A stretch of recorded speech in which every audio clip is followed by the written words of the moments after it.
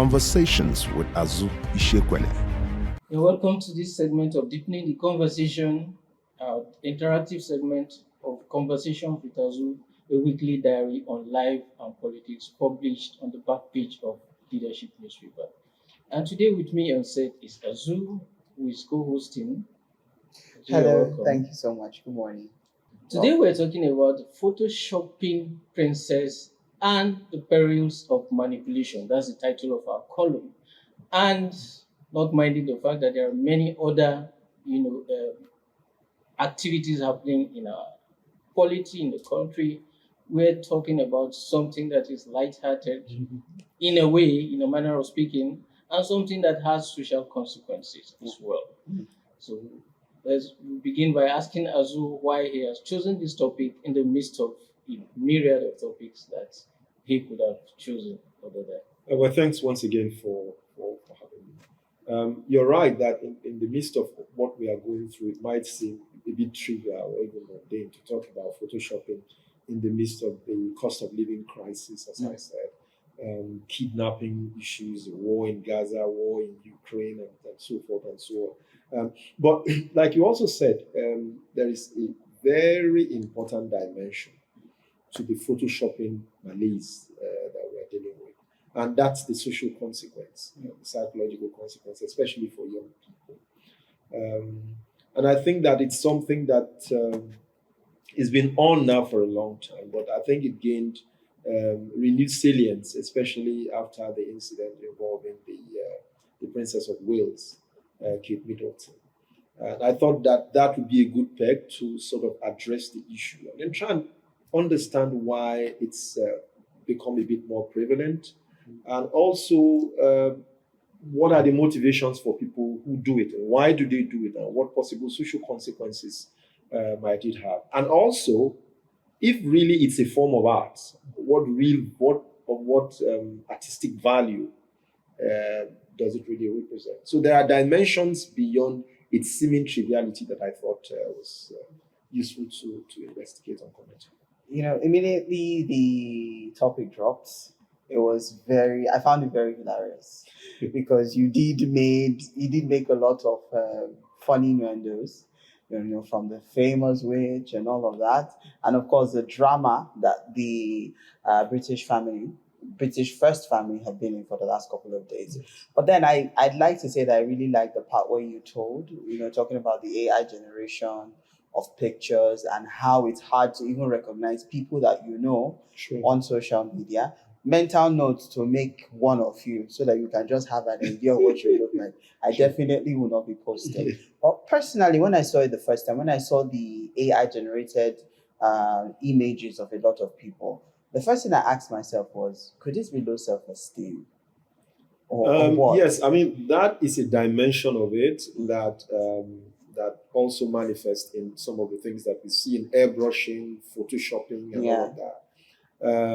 It's a generation, I guess. I'm not saying it's starting now, but it's a generation that is increasingly obsessed with looking good. Yeah. All right. So now looking good appears to be all that matters, irrespective sometimes of the social cost and consequences of doing that. It's not a bad thing to look good, to be honest. But to define your essence in terms of airbrushing your image or portraiture in the video, it's something that I think celebrities, who sort of set the tone in some of those things. And those who are into marketing and advertising, those are not the only realms or dimensions where you find this now. But there are things that thought leaders need to pay a bit more attention to because of the impact and effect on the younger generation, who now define how they look as a measure of their self-esteem. That's not good. It's really not good. Okay. Beyond airbrushing and photoshopping and all of that, are we faced with the danger of fakery on an industrial scale? We have a situation where people are enhancing their looks, going through surgery. We have the market, an entire industry for extended hairs and all of that. Are we in danger of Yes, I would say that danger potentially exists. I also do not minimize people who seek such help for established medical reasons. And I also respect people who say, look, you have no respect, you have no right to comment on, if you like, on what I do with my body, with myself. It's not your business. I know that there are boundaries that are to be respected, but I am concerned about some of these things on the esteem and the social consequences they will have on younger generations who may not think through all the layers and realms of why people do what they do. What they see is what they see. And so, as Azuka said at some point, you see people sometimes on their DPs or their status and say, but have I seen this person before? And somebody you actually have seen before. They're totally altered from the image of their real selves that you know and you see and are familiar with. I know I have many physiological natural flaws, but I have grown to be comfortable with those flaws. Yeah. And I think that to a point we should. Life is really it's not as serious as people try to make it out to be. Okay. Not that serious, really. I don't think it is. Okay, just to bring another dimension into all of this, at different points in times, I've had to do a couple of trainings on investigative journalism, deepfakes, and all of that. And immediately the AI trend of pictures started to come up. I identified that, this could eventually pose a problem, because I'm looking at the particular one you cited, the Princess of Wales, yes. The one where she was with her children. With her children. And a lot of people were saying, but it does look real. And that's the thing. Yeah. They do look real, but it's not exactly real. Yeah. And I think if there's something everybody needs to be concerned with, it's not just as journalists and media people, is that we need to find a way to start identifying these fakes. Because the truth is, anybody can be on a hospital bed tomorrow and Photoshop something and send to you, and that's a danger. That really is a risk. But the counterfactual of all of this, and I also try to take time to look a bit into it, is that there are people who also use it as a form of arts. All right, but you need to draw the boundary where airbrushing and manipulation of images is a form of art. Yeah. We should know it as a potential form of art, which it is.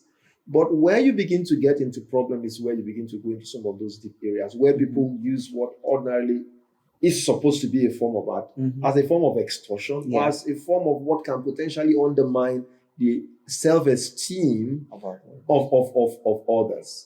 That is where people need to begin to draw the boundary, because for much younger generation, they really may not see clearly where the difference lies.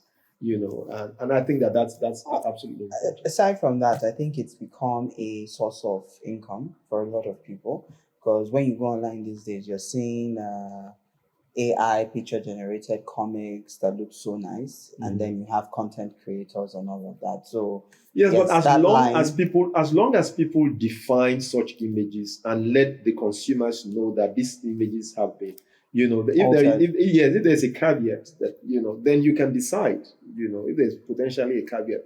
But where you pass what is obviously fake for real, then that's a problem.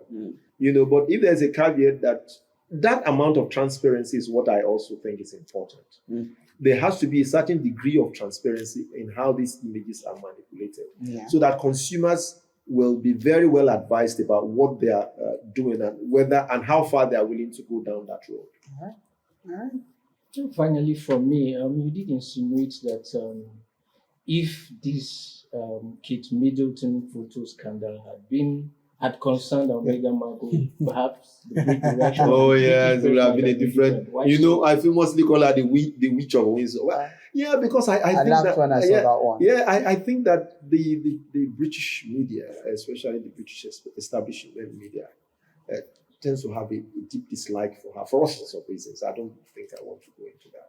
But she is entitled to just be herself, and they just won't let her be herself. And even Kate Middleton, my heart bleeds for her, because I think that she probably was just messing around with those images, didn't quite know what it was going to turn out to be. Yeah. And it's interesting to know that the Daily Mail and the Mail Group that has taken the lead in calling her out and ringing and listing all those infractions, have themselves been duped by that. They have been victims of it themselves. I've seen a couple of cases. So I think that sometimes we should be a bit forgiving, especially where people then come out to say, well, I am sorry, because it's what most people do and get away with it with just a laugh. True that. Okay. But Megan would certainly not have been forgiven had the shoe been on the other foot. Definitely. Right before we conclude, just my personal opinion, I think people really need to be careful with how they manipulate their pictures, because I've realized that there's nothing completely safe on the internet, even on our phones. When you delete stuff, you think you've deleted it, but not lie. It's somewhere, So people really, really be it's careful. coming back for you someday. Yeah. I do love this piece, and I'm looking forward to next week's own, because a lot is going on in the country. Yeah. And I'm getting excited. Well, it's not. It's not going to be another photoshopping. I know. Is it? Do you want to I drop? hope not. Do you want to drop one or two clues, or we should keep guessing? Well, I think that what's going on in Delta State, my home state, is been of significant concern. And it's one issue that I'm sure that a lot of folks are genuinely concerned about. And let's see how it goes next week. That might just be our next stop. Okay. And this is where we say goodbye on today's podcast. Not to worry. You can always catch up on X, Facebook, on YouTube as well at Azu Shikwene, and of course on the back page of the Leadership newspaper. Thank you so much. Thanks for having me, Azuka. Thanks for having me, Julius. Thank you, It's been a pleasure. Julius. Thank you. Thank you. Have a great week. Conversations with Azu Ishekwene.